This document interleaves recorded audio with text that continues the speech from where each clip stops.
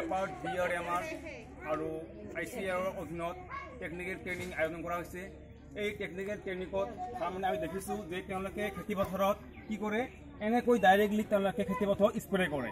মুখত কোনো মাস্ক নাই, এপ্ৰন নাই, কোনো হেণ্ড গ্লভছ নাই, ডাইৰেক্ট তেওঁলোকে কি কৰে ফিল্ডত মানে তেওঁলোকে স্প্ৰে কৰে। আজি দেখাই দিম যে এই এনেকৈ স্প্ৰে কৰিলে কি কি আমাৰ ক্ষতি হ'ব পাৰে।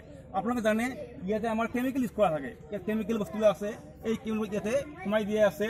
এইবিলাক স্প্ৰে কৰিলে ফাৰ্মাৰৰ কি হয়, ছালৰ বেমাৰ হ'ব পাৰে, চকুৰ বেমাৰ হ'ব পাৰে, কাইবা তেওঁলোকৰ বুকৰ বেমাৰ হ'ব পাৰে। এইটো মানে সুৰক্ষা দিয়াৰ কাৰণে আমি আজি দেখাই দিম যে কেনেকৈ স্প্ৰে কৰিব লাগে।